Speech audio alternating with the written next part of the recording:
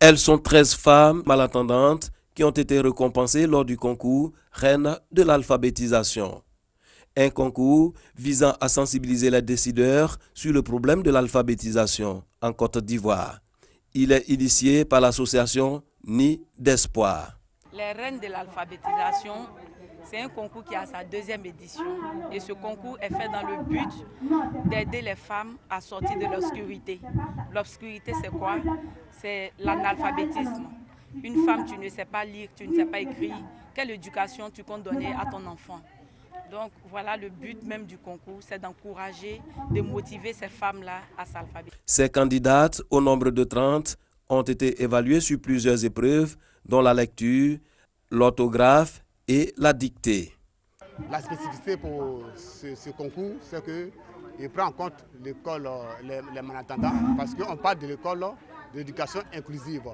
Personne ne doit rester en marge de l'éducation. Les lauréates de cette deuxième édition ont exprimé leur joie et elles ont invité les femmes à participer au concours d'alphabétisation afin de savoir lire et écrire.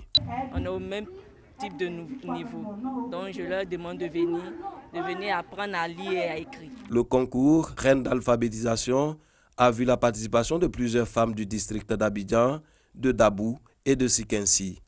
L'association Nid d'Espoir offre des services de formation, de conseils pédagogiques et d'appui au développement.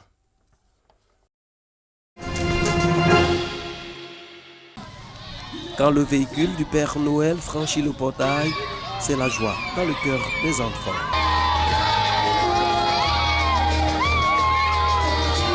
Nous sommes à l'École nationale des sourds-muets de Yopougon. Les tout-petits de cet établissement bénéficient de nombreux cadeaux offerts par la Jeune Chambre internationale Abidjan Élite pour les fêtes de fin d'année. Nous avons dénommé ce projet Entendre Noël pour montrer au monde entier et aux Ivoiriens en particulier que ce n'est plus un sujet tabou d'être malentendant. Autant les enfants le sont, autant ils sont normaux, ils sont comme tous les autres enfants ordinaires. Et en faisant ce projet dans cette école, nous voulons aussi apporter de la joie à ces tout-petits en leur offrant des cadeaux, en partageant un repas avec eux, pour qu'ils sentent la période de Noël, parce que c'est une période festive. En plus du don composé de jouets pour enfants, des lits superposés ont été également offerts à l'établissement pour augmenter la capacité d'accueil du dortoir. Un appui considérable qui vient à point nommé selon le directeur de l'école. Les enfants, par ma voix, voulaient leur témoigner leur gratitude et leur dire merci pour des actions de portée sociale à l'endroit de ces enfants-là, pour leur favoriser non seulement leur intégration, mais surtout leur inclusion dans cette société qui ne laisse pas place à une certaine catégorie de personnes. Aujourd'hui, nous partons vers l'inclusion. Et donc, chacun à son niveau doit pouvoir être pris en compte, n'est-ce pas, dans les perspectives. Valeur du don, 3 millions de francs CFA, une action sociale qui s'inscrit dans le cahier des charges de la Jeune Chambre internationale Abidjan Élite, qui annonce également de nombreuses actions humanitaires dans plusieurs villes de l'intérieur du pays pour la mandature de 2020. L'orpaillage clandestin, un phénomène dégradant l'environnement et les sols cultivables, se pratique avec acuité dans la région du Foulon. La transhumance est à l'origine de nombreux conflits entre les éleveurs et les agriculteurs de cette région. Deux sujets abordés au cours de la 3e session ordinaire du Conseil régional du Foulon. C'est un fléau qu'il faut combattre avec la plus grande énergie, mais en même temps sensibiliser les propriétaires terriens qui aujourd'hui vendent les terres sans se soucier des conséquences demain pour les générations à venir.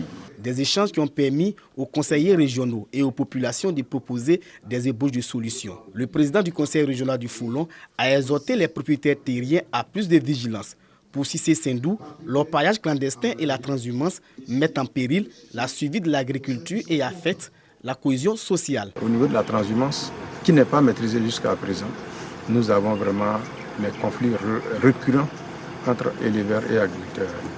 Et aussi, nous avons aussi la problématique de la circulation des biens et des personnes. Nous devons vraiment protéger les plantations vraiment de nos parents, parce que nous sommes quand même une région agricole. Nous avons la destruction vraiment de la faune et de la flore de notre région. Et aujourd'hui, le phénomène chez nous est alarmant. Nous allons nous organiser vraiment autour soit d'une réunion extraordinaire ou d'un conseil extraordinaire pour proposer des solutions. Nous allons sensibiliser les populations pour que nous puissions vraiment juguler attention à ce phénomène. Au cours de cette troisième session ordinaire du Conseil régional du Folon, il a été procédé à la pose de la première pierre de la caserne des sapeurs-pompiers civils.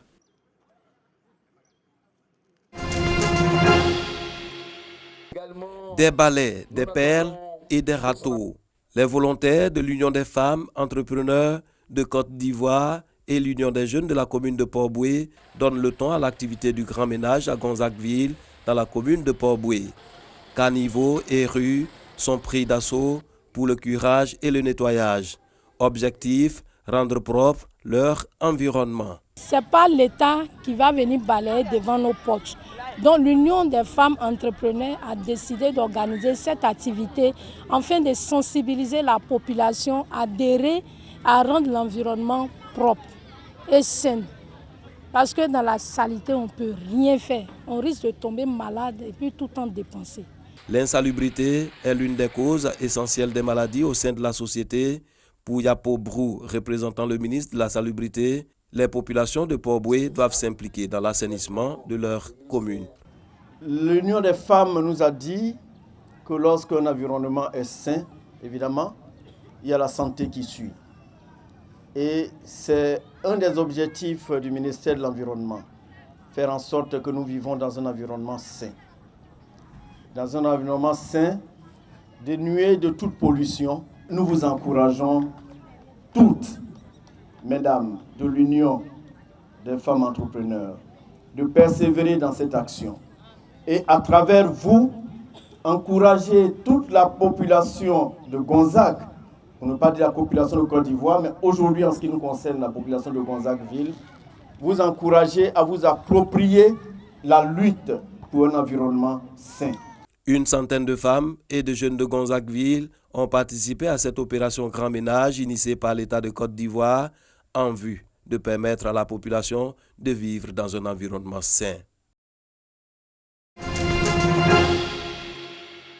Les fidèles de l'église protestante évangélique SEMA, Alliance chrétienne et missionnaire d'Abobo PK18, sont en joie. Le nouveau temple de l'église est fin prêt pour les différents cultes. Dieu, dans sa grande miséricorde, a permis que aujourd'hui, le 15 décembre 2019, nous puissions vraiment lancer la dédicace de notre temple. Et c'est une joie immense à notre égard et nous disons merci infiniment à l'Éternel des armées. D'une superficie de 870 mètres carrés, le nouveau temple compte à son sein 6 salles, une salle pour la célébration des cultes et plusieurs autres réservées à l'administration et aux réunions. Pendant 3 ans, qu'on a concentré tous nos efforts pour bâtir ce temple et Dieu a agi et dernièrement, on a été vraiment dans les activités sur 1 mois et par la grâce de Dieu, Dieu a pourvu aux moyens et la dédicace a été possible. Le révérend pasteur Noël Nguessan Kwadjo, président de l'église Alliance chrétienne et missionnaire de Côte d'Ivoire, a invité les fidèles à prendre soin de leur nouveau temple.